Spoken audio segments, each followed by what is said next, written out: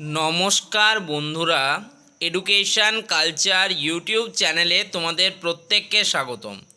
তোমরা যারা West Bengal state council of technical and vocational education and skill ডেভেলপমেন্টের second সেমিস্টারের স্টুডেন্টরা রয়েছো, তো তোমাদের জন্য অত্যন্ত গুরুত্বপূর্ণ কিছু সাজেশান আমি প্রোভাইড করছি। অলরেডি তোমাদের অ্যাপ্লাইড ফিজিক্স টুর মতো সাবজেক্টের কমপ্লিট সাজেশান প্যাকেজ আমি আপলোড করে দিয়েছি। Fundamentals of electrical and electronics engineering সাবজেক্টেরও সাজেশান অলরেডি আপলোডেড হয়েছে। এখন আজকে আমরা একটা নতুন সাবজেক্ট তোমাদের ইঞ্জিনিয়ারিং মেকানিক্স তার কিন্তু part by part suggestion upload করব। এখন আমরা ইঞ্জিনিয়ারিং মেকানিক্সের লং অ্যান্সার টাইপ কোশ্চেন নিয়ে আলোচনা করছি। আজকে আমরা এর পার্ট 1 ভিডিও আপলোড করছি, যেটা কিন্তু অবশ্যই তোমাদের কাজে লাগবে। প্রথম পার্ট এটা, তাই তোমরা কিন্তু পড়াশুনো শুরু করে দাও। তো চলো দেখে নিই সাজেশানের প্রশ্নগুলি কি কি রয়েছে তোমাদের জন্য। তো দেখো প্রথম প্রশ্নটা দেখো, কোশ্চেন নাম্বার 1 কি রয়েছে। কোশ্চেন নাম্বার 1 রয়েছে, what are the advantages of simple lifting machine. একটা সিম্পল লিফটিং মেশিনের কি কি অ্যাডভান্টেজ রয়েছে সেটা জানতে চেয়েছে। Define work power and energy. Work power এবং এনার্জি বলতে কি বোঝো সেটাকে ডিফাইন করতে বলা হয়েছে। তার সাথেই দিয়েছে দেখো, mention the SI unit of them. তাদের এসআই ইউনিটটাও জানতে চেয়েছে। কি কি বলছে তাহলে, সিম্পল লিফটিং মেশিনের কি কি অ্যাডভান্টেজ রয়েছে সেটা জানতে চেয়েছে। ওয়ার্ক পাওয়ার এবং এনার্জি বলতে কি বোঝো তার ডেফিনেশন জানতে চেয়েছে, এবং তার সাথে তাদের এসআই ইউনিট জানতে চেয়েছে। খুব সুন্দর একটা প্রশ্ন, ভালো একটা প্রশ্ন, 8 নম্বরের এটা একটা প্রশ্ন। নেক্সট চলে যাব কোশ্চেন নাম্বার 2-তে। কোশ্চেন নাম্বার 2 বলছে দেখো, স্টেট ভ্যারিগনস থিওরাম। ভ্যারিগনস থিওরামটাকে স্টেট করতে বলছে। Explain Bose notation. বোউজ নোটেশনটাকে এক্সপ্লেন করতে বলা হচ্ছে। এটা হচ্ছে পার্ট এ প্রশ্নটি। পার্ট বি পার্টে কি বলছে দেখো, টু ফোর্সেস, দুটো ফোর্স আছে, of magnitude 2t and T. তাদের ম্যাগনিটিউড যথাক্রমে 2t এবং টি। অ্যাক্টস অন আ পার্টিকেল, একটা পার্টিকেলের উপরে অ্যাক্ট করছে। If the first force be doubled, যদি প্রথম ফোর্স যেটা 2t আছে সেটাকে ডবল করা হয়, and the second force is increased by 12 kilo newton, এবং দ্বিতীয় যে ফোর্সটা রয়েছে সেটাকে যদি 12 কিলো নিউটন কিন্তু ইনক্রিজ করা হয়, then the direction of their resultant remains unaltered. তাহলে তাদের যে রেজাল্টেন্টের যে ডাইরেকশান রয়েছে সেটা কিন্তু কোনো পরিবর্তন হয় না। Find the value of P, বা find the value of T, sorry এখানে পি লেখা আছে, এটা হবে find the value of T. এই যে টি রয়েছে তার কিন্তু ভ্যালু তোমাকে বার করতে হবে। তো দেখো, প্রথম প্রশ্নটা ভ্যারিগনস থিওরাম এবং বোউজ নোটেশনেরটার জন্য 4 মার্কস, এবং এই যে নিউম্যারিক্যাল টাইপ প্রশ্নটা তার জন্য 4 মার্কস, টোটাল কিন্তু 8 মার্কসের এটা একটা ইম্পর্ট্যান্ট প্রশ্ন। প্রশ্ন নাম্বার 3-এ চল যাব। প্রশ্ন নম্বর 3টা কীরকম করেছে দেখে নি। দেখো, একটা বডি রয়েছে, ঠিক আছে, যেটা ইকুইলিব্রিয়াম পজিশনে আমরা দেখতে পাচ্ছি রয়েছে। তার কিন্তু গ্র্যাভিটেশনাল ওয়েট হচ্ছে কিন্তু 100 নিউটন, এবং তার উপর একটা ফোর্স অ্যাপ্লাই হচ্ছে, সেটা পি, আমরা যেটা দেখতে পাচ্ছি ছবিটা থেকে। Find the friction force develop in the given figure. এই যে আমাদের ফিগার দেওয়া রয়েছে, ঠিক আছে, এই গিভেন ফিগার দিয়ে আমাকে কিন্তু ফ্রিকশনাল ফোর্স কিন্তু ফাইন্ড আউট করতে হবে। ফর কি বলেছে, পি ইকুয়ালস টু 20 নিউটন। এই যে পি ফোর্সটা রয়েছে সেটা হচ্ছে 20 নিউটন, 50 নিউটন অ্যান্ড 60 নিউটন।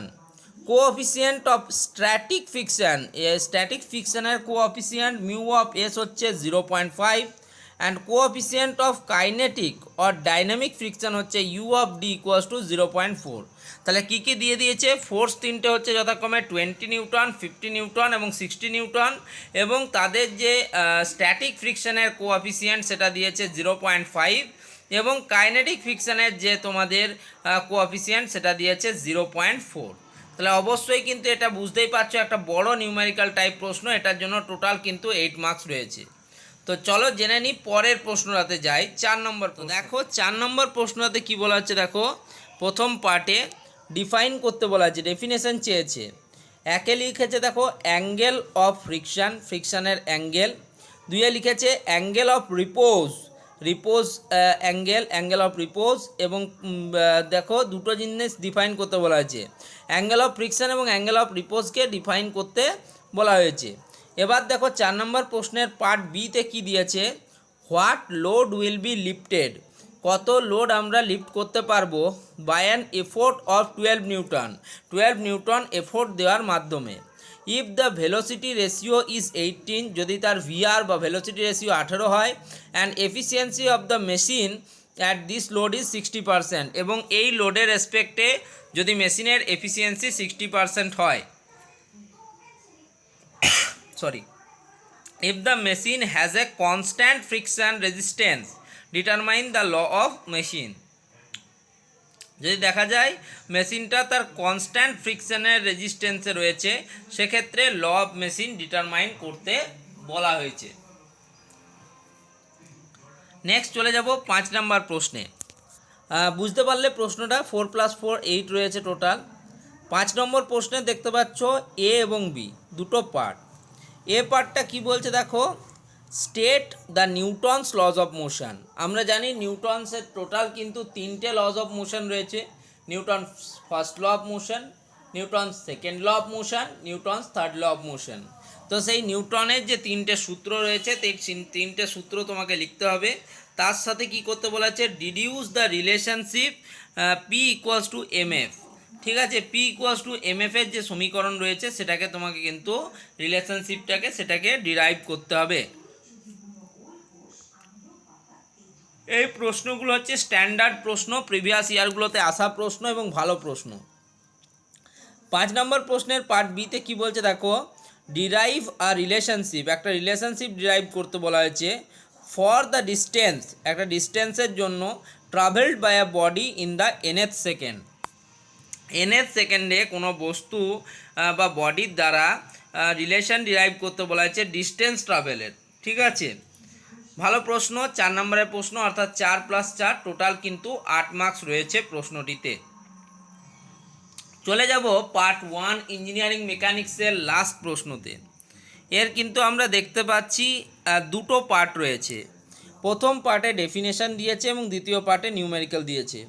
প্রথম পার্টে ডেফিনেশন কি দিয়েছে, define coefficient of friction and limiting friction.